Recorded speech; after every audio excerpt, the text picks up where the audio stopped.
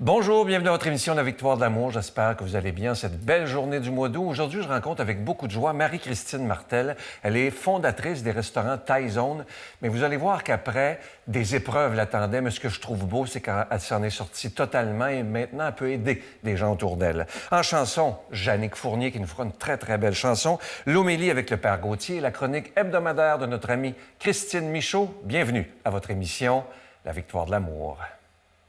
Un seul geste de toi viendra mon secours.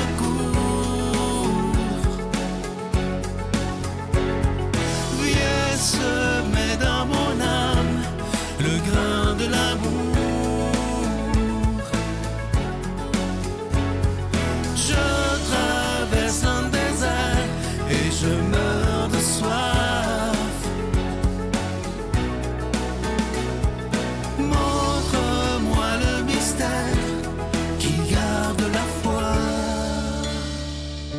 Marie-Christine, merci d'être là. C'est moi qui vous remercie. Je lisais ton histoire hier et je trouve ça assez fascinant. Si tu veux, on va reculer dans le temps. Bien sûr. Tu as voyagé dans 25 pays. Tu as appris beaucoup. Et ensuite, tu as cofondé Thai Zone. Parle-moi de cette période-là. Bien, en fait, la raison pourquoi je suis partie à l'extérieur du pays, c'était pour ramasser ma mise de fonds qui allait être nécessaire pour, justement, accomplir mon fameux rêve d'ouvrir un jour mon propre restaurant. Et tu avais quel âge à ce moment-là? Écoute, j'étais super jeune, là. J'avais 18-19 ans, puis je trouvais pas ma place au niveau du parcours scolaire, puis j'avais vraiment une passion pour la restauration. Alors, c'est comme ça, dans le fond, que le projet s'est mis à jour dans ma tête parce que mes parents n'étaient pas riches, puis, tu sais, j'étais jeune, fait que c'était mon moyen pour moi là, d'accomplir ce rêve-là. Puis en 2007, je suis retournée au Québec avec 100 000 en poche que j'avais ramassé à travers ce voyage-là. Fait que oui, on a fait le tour du monde. Quand on veut, hein? Exactement. Et puis, l'ouverture du premier restaurant, ça a été un succès instantané. Et puis, rapidement, on a mis en marche un processus pour devenir un maître franchiseur avec des associés. Et puis, on en a ouvert 24 en 7 ans. Fait que ça a été une aventure assez extraordinaire. Ouais. Comment, parce qu'évidemment, on va parler d'alcool, comment l'alcool est entré dans ta vie? C'est entré d'une façon sournoise, finalement. Oui. Bien, ce qu'il faut comprendre, c'est que j'avais probablement une prédisposition génétique. Dans ma famille, j'en avais beaucoup. Et puis moi, j'ai grandi avec la prière de la sérénité sans le savoir. Ma grand-mère maternelle... Pancrète. Oui, exactement. Oui, la belle Pancrète était alcoolique. Moi, je ne l'ai pas connue dans ses moments de consommation, mais elle avait fondé une fraternité anonyme dans son petit village natal de Chambord. Puis, c'est ça. Je savais que ça existait, puis j'étais loin de me douter qu'un jour, cette maladie-là allait faire partie de ma vie.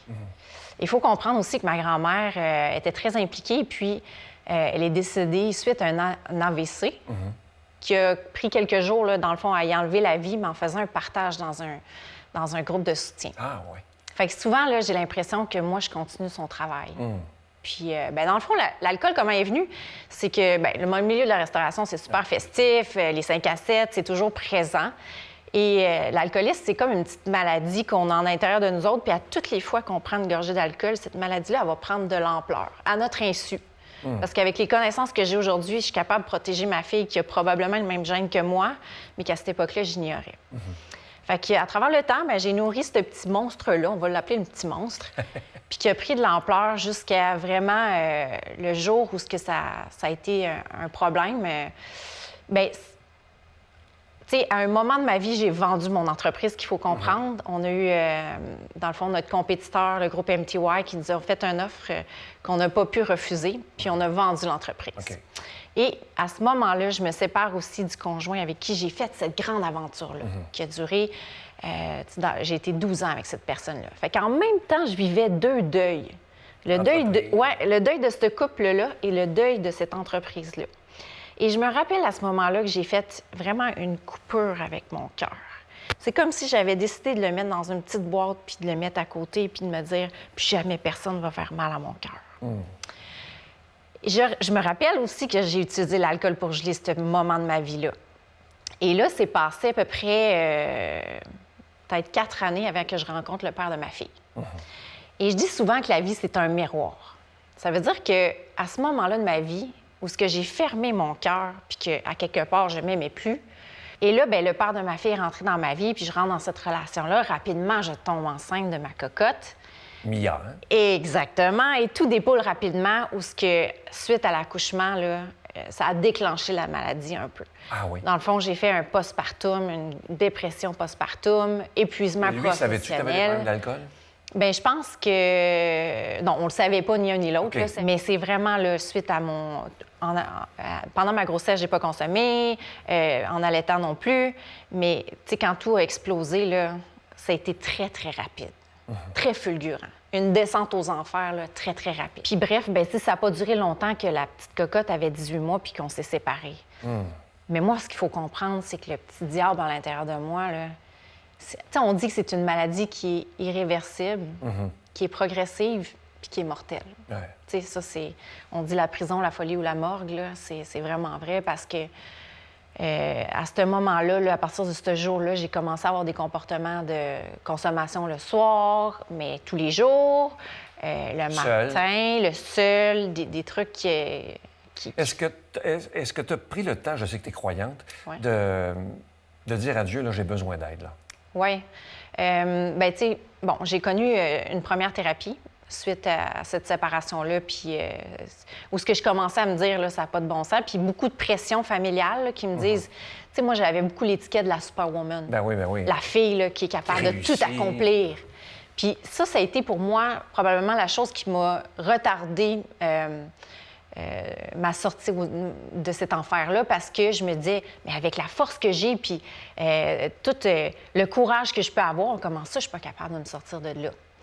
Et dans les fraternités anonymes que j'ai connues durant cette première thérapie-là, c'est dur parce qu'on se présente comme « Bonjour, mon nom, c'est Marie-Christine, puis je suis une alcoolique. Ouais. » Et ce bout-là, là, le bout de l'acceptation, là, il est tellement difficile à faire là, que c'est souvent le moment qui prend le plus de temps. Et là, moi, je voyais souvent des gens qui me disaient « Ah, j'ai eu la grâce. Puis moi, ma grand-mère, c'est ma puissance supérieure, c'est la personne à qui Je l'aime beaucoup, ta grand-mère. Exactement. Tu sais, pour moi, c'était vraiment à elle que je me remettais. Mais il y a un moment où j'ai eu la frustration que je me disais, mais pourquoi moi, je n'ai pas la grâce? Pourquoi moi, j'étais encore en train de souffrir? Puis c'est vraiment par la suite que j'ai compris que, suite à une deuxième thérapie, parce que moi, comme on s'est parlé en pré-entrevue, j'ai eu le moment difficile. Le deuxième moment difficile, ça a été la pandémie. Ouais. Parce que pour une Là, t'es alcoolique... retombée, là. Oui, je suis retombée dans ma noirceur. Puis là, j'avais quand même quelqu'un dans ma vie extraordinaire. Puis cette personne-là avait décidé d'arrêter de consommer. Bon, ça. Parce que la première chose que je lui ai dit quand on s'est avoué nos sentiments, c'est « Hey, mon amour, moi, je suis une alcoolique. Tu peux pas consommer en ma présence parce que ça serait trop toxique. » Puis lui, bien, comme il porte pas ce gène-là où il avait pas développé la maladie, lui, ça a été facile. Puis ça aussi, c'est une autre chose qui peut être difficile pour quelqu'un qui se bat à essayer d'arrêter. Quand il y a eu la période de la chère COVID, là, j'ai vu dans une vidéo de toi que tu cachais de l'alcool. Oui, un peu c'est partout. ça. Ça, c'est que c'est rendu Ouais. élevé, là. Mais il faut comprendre que quand on s'est déjà publiquement avoué comme une alcoolique, puis là, bien, on retombe dans la maladie, on veut cacher. On veut pas que les gens le sachent. Fait que là, c'est vraiment la honte qui habite notre vie. Puis ça, là, c'est tellement dangereux parce qu'un alcoolique qui a perdu la maîtrise de sa vie, c'est une chose. Mais quelqu'un qui le fait dans des comportements destructeurs à ce niveau-là, ça m'a amené dans une noirceur que j'ai voulu arrêter tout ça là, un jour. Là. Moi... Et quand il est arrivé la COVID, tu as fait quoi pour t'en ressortir après pour de bon? Ça a été vraiment difficile parce que tu as quelqu'un en avant de toi qui t'aime, les gens t'aiment, tu as une petite fille extraordinaire, puis tu n'es plus capable de vivre avec, puis tu n'es plus capable de vivre sans. Et là, là. Puis à ce moment-là de ta vie, tu te dis, bien, le seul moyen que je vais trouver, c'est de quitter la planète. T'sais. Ah, t'as pensé à ça? Oui, vraiment. Puis moi, mon conjoint, tu sais, même, il m'a décroché, tu sais. Et là, là. Puis on a tous un bas fond. Puis le bas fond, il est différent pour chacun. Il y en a qu'il faut qu'ils perdent le job, il y en a qu'il faut qu'ils perdent leur permis, mais moi, c'est vraiment été une journée où je n'étais pas présente pour ma fille. Puis ça, c'est venu me toucher parce que jusqu'à date, j'avais été capable de cacher que j'avais ce comportement destructeur-là. Et puis là, bien, la grâce a passé. Puis comment qu'elle a passé, c'est que je me suis mis à genoux, puis je me suis dit, je suis plus capable de me battre. Puis, tu sais, les gens me demandent, explique-moi qu'est-ce que ça veut dire, ça. Puis le seul mot que je vois, c'est que c'est comme mourir. Ah oui. Ouais. C'est comme mourir à soi-même, puis dire, moi, j'abandonne, puis je sais pas, il s'est passé une magie ce moment-là où ce que... Moi, je suis sûr que Dieu intervient dans ce temps-là. Ouais, vraiment. Puis ça a changé ma vie. Puis ça m'a enlevé la soif. Ah oui. Et Ouais. est-ce que c'est ça maintenant qui te préserve de savoir qu'il y a une force plus grande que toi qui t'aide? Là? Oui, je l'ai toujours su. Mais le moment où ce que j'avais coupé un peu avec mon cœur puis que j'étais dans un miroir toxique m'a éloignée de cette réalité-là que j'ai toujours su. Et là, quand cette magie-là est arrivée, que je me suis mis à genoux puis que j'ai tout lâché, c'est comme si ma tête puis mon cœur, il avait refusionné. Et là, tu sais, souvent, le monde me dit « Est-ce que tu crois en Dieu? » Puis je réponds « Non, je sais. Ah oui.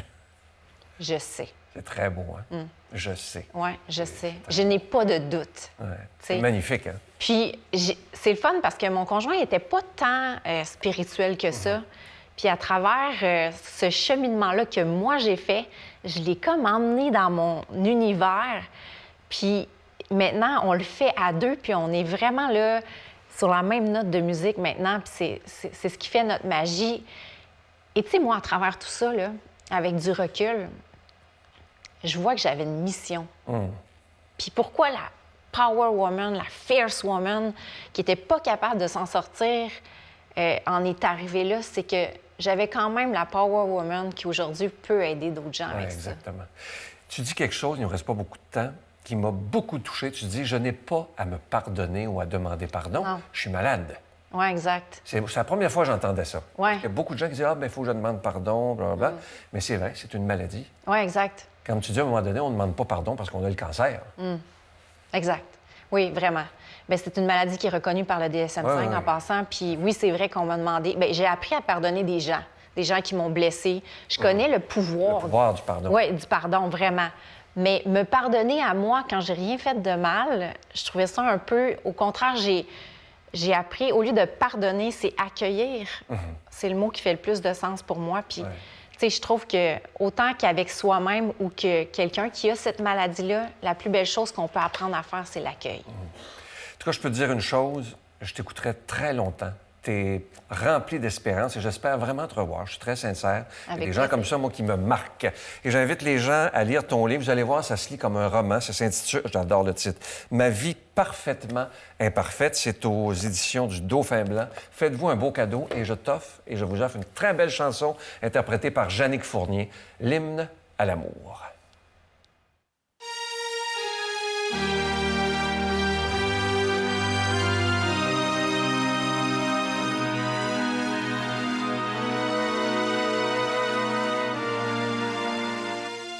Le ciel bleu sur nous peut s'effondrer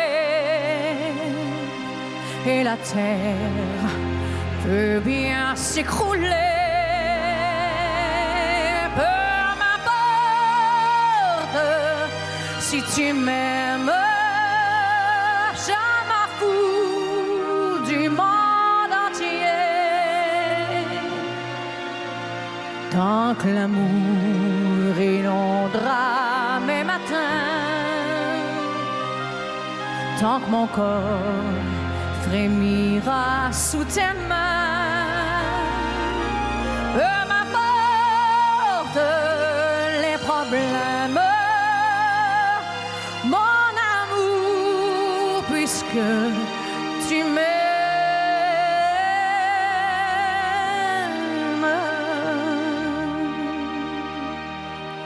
J'irai jusqu'au bout du monde, je me ferai teindre en blanc. Si tu me le demandais, j'irai décrocher la lune, j'irai voler la fortune. Si tu me le demandais, je renierai ma patrie, je renierai mes amis. Si tu me le demandais, on peut bien rire de moi, je ferai n'importe quoi. Si tu me le demandais, si Si un jour la vie t'arrache à moi, si tu meurs, que tu sois loin de moi, peu m'importe si tu m'aimes, car moi je mourrai aussi. Nous aurons pour nous l'éternité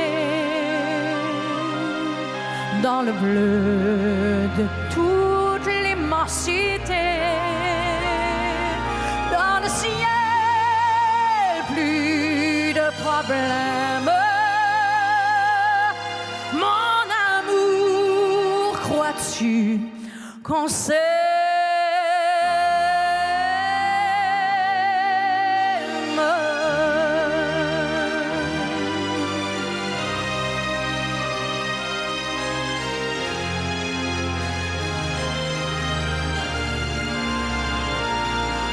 Peu m'importe si tu m'aimes. Dieu réunit ceux qui s'aiment.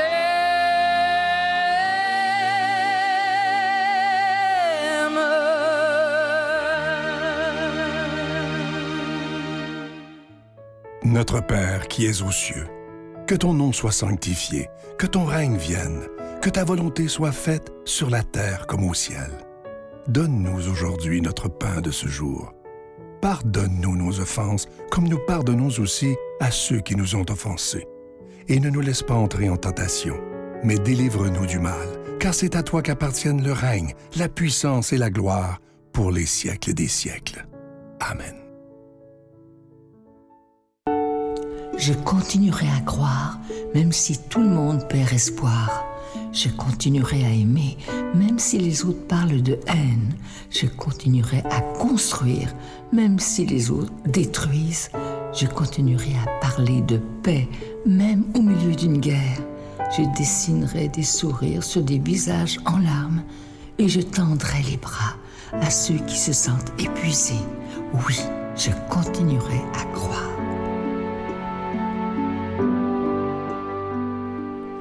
Encore une fois, je vous parle de cette magnifique croix de l'Espérance, c'est le cadeau du mois d'août. Une croix en acier inoxydable, regardez-la bien comme elle est originale. Elle a été fabriquée sur mesure pour la victoire de l'amour. Elle vient avec la chaîne qui est également en acier inoxydable. Cette croix, elle est déjà bénie. Et je vous rappelle, l'objectif du mois d'août, tout le mois d'août, c'est « Je donne une croix de l'Espérance à une personne qui m'est chère ». Ça peut être à vos enfants, ça peut être à vos petits-enfants, ça peut être à des amis, à votre époux, votre conjoint, peu importe, mais on donne une croix de l'Espérance. Et le plus important, lorsqu'on la donne, on s'engage à prier pour cette personne dans le secret de notre cœur. Alors, je vous rappelle que vous la recevrez avec un don de 25 $. Si vous en voulez deux pour en donner en cadeau, c'est avec un don de 40 $. Je vous donne l'adresse. La Victoire de l'amour, case postale 120, succursale Boucherville à Boucherville, le J4B 5E6, je vous la redonne. La Victoire de l'amour, case postale 120, succursale Boucherville à Boucherville, le J4B 5E6. Également par téléphone, par carte de crédit du lundi au jeudi de 8h à 17h dans le 514-523-4433, 523-4433 ou sans frais le 1-888-811-9291, 1-888-811-9291 et aussi sur notre site Internet qui est un moyen très sécuritaire, rapide et efficace de faire votre don, le www.lavictoiredelamour.org. Alors, je vous rappelle ce magnifique cadeau du mois, la croix de l'Espérance, qui est en acier inoxydable. Ça vient avec la chaîne. Cette croix, elle est déjà bénie. Et l'objectif du mois d'août, c'est ceci. Je donne une croix de l'Espérance à un être cher et je m'engage à prier pour lui dans le secret de mon cœur. Merci de votre prière et merci de votre générosité. Mon Père, je m'abandonne à toi. Fais de moi ce qu'il te plaira. Quoi que tu fasses de moi, je te remercie. Je suis prête à tout, j'accepte tout, pourvu que ta volonté se fasse en moi, en toutes les créatures. Je ne désire rien d'autre, mon Dieu. Je remets mon âme entre tes mains. Je te la donne, mon Dieu, avec tout l'amour de mon cœur, parce que je t'aime, et que ce m'est un besoin d'amour de me donner, de me remettre entre tes mains, sans mesure, avec une infinie confiance, car tu es mon Père.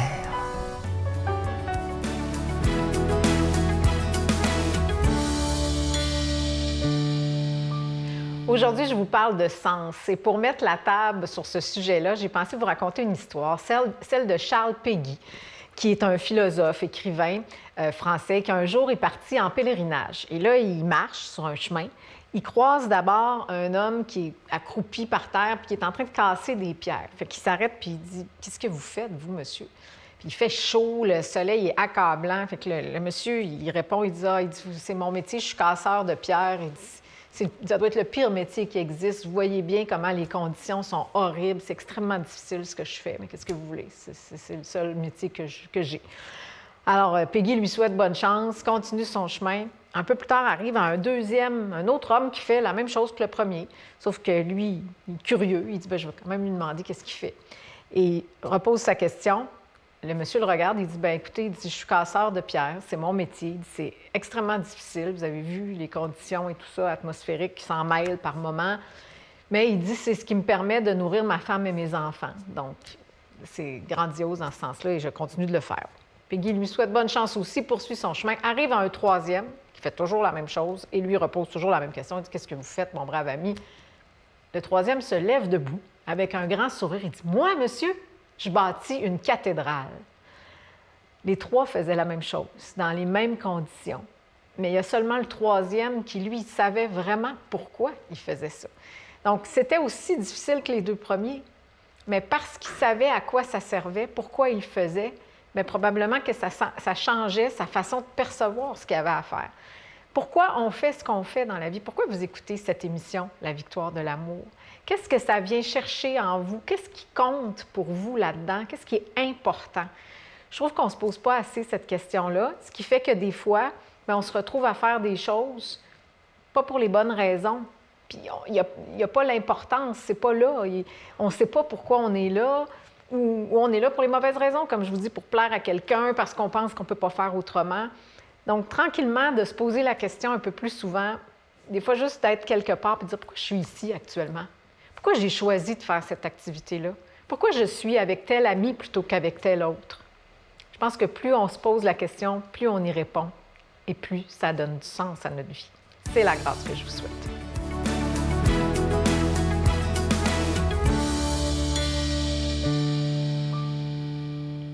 Bonjour chers frères et sœurs, l'évangile qui nous est proposé ce dimanche est l'évangile de Jésus-Christ selon saint Matthieu. Aussitôt, après avoir nourri la foule dans le désert, Jésus obligea ses disciples à monter dans la barque et à les précéder sur l'autre rive, pendant qu'il renverrait la foule. Quand il les eut renvoyés, il se rendit dans la montagne à l'écart pour prier. Le soir venu, il était là seul. La barque était déjà à une distance de la terre. Elle était battue par les vagues, car le vent était contraire. Vers la fin de la nuit, Jésus vint vers eux en marchant sur la mer. En le voyant marcher sur la mer, les disciples furent bouleversés. Ils disaient « C'est un fantôme !» Et la peur leur fit pousser des cris.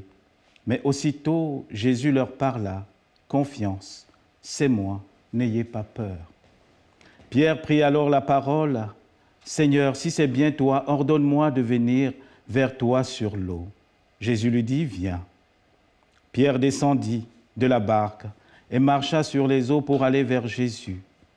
Mais voyant qu'il y avait du vent, il eut peur. Et comme il commençait à enfoncer, il cria « Seigneur, sauve-moi !» Aussitôt Jésus étendit la main, le saisit et lui dit « Homme de peu de foi, pourquoi as-tu douté? » Et quand ils furent montés dans la barque, le vent tomba. Alors ceux qui étaient dans la barque se prosternèrent devant lui et ils lui dirent « Vraiment, tu es le Fils de Dieu. » Frères et sœurs bien-aimés, les textes qui nous sont donnés aujourd'hui nous poussent à entrer dans la foi, dans une foi très profonde en Jésus. Et c'est beau parce que Pierre, comme d'habitude, dans sa manière de vivre, dans sa manière d'exprimer la foi, nous instruit. Aujourd'hui, on voit Jésus qui ordonne à Pierre de marcher sur les eaux. C'est extraordinaire. Et dans la parole de Dieu, le symbolisme des eaux, c'est un peu le symbolisme des forces contraires, des forces du mal, de tout ce qui nous fait peur, de tout ce qui nous rabaisse en fait. Et on voit Pierre, ce qui est très beau, analysons un peu ce texte, Pierre, dans la barque, demande à Jésus. Or déjà, le texte de l'Évangile nous dit au début qu'il y avait les vents contraires. Donc quand Pierre demande, il a vu les vents, mais il se met à marcher sur les eaux parce qu'il regarde le Christ. Et pendant qu'il regarde le Christ, il a la force d'avancer. Et dès qu'il perd le Christ de vue, en fait, il se met à paniquer, il commence à s'enfoncer. Et frères et sœurs, comment cela se concrétise dans notre vie? Comment cette parole de Dieu nous éclaire au quotidien? Vous voyez, nous sommes comme Pierre, vous et moi. Dans notre vie, nous avons la foi en Dieu. Nous posons cet acte de foi. Mais parfois dans la vie, tout ne va pas comme l'Évangile nous le dit. Tout ne va pas comme le quotidien. Nous avons des problèmes et Dieu seul le sait aujourd'hui. Nous avons l'hypothèque qui nous frappe la tête. Nous avons les crédits. Nous avons la crise aussi. Nous avons la guerre. Tout ça. Au-delà de tout ça, nous avons aussi des problèmes dans nos familles. Des problèmes de deuil, de séparation, de brisure. Alors face à ça, parfois on peut sombrer. Face à ça, on peut dire, mais Seigneur, où es-tu? Qu'est-ce que tu fais dans nos vies? Et c'est là où Pierre nous interroge aujourd'hui. Est-ce que tu peux regarder le Christ?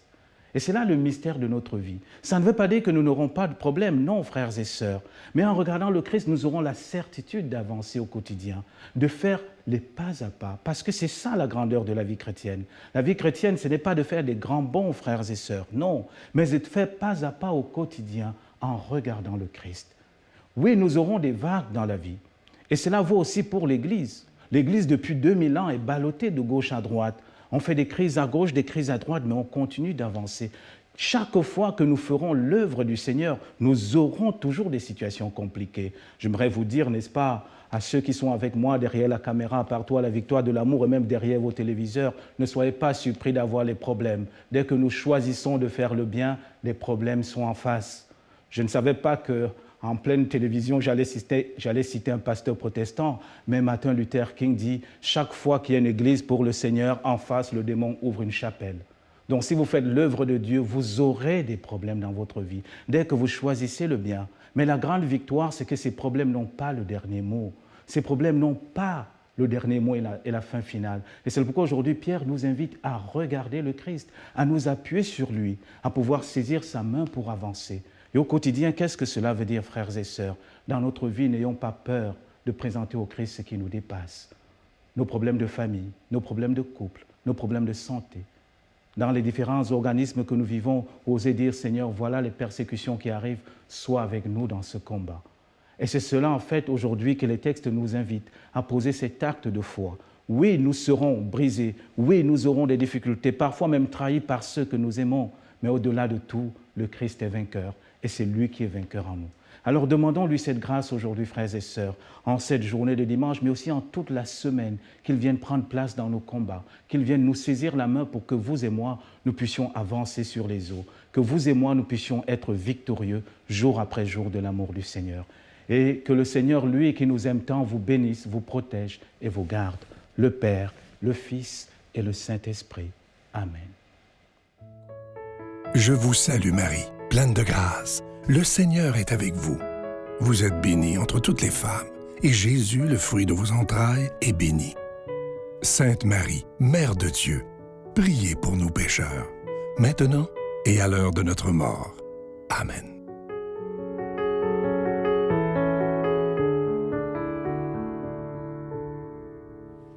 J'espère que cette émission vous a plu. Je dois vous dire que j'ai été très touché par la personne si lumineuse qu'est Marie-Christine.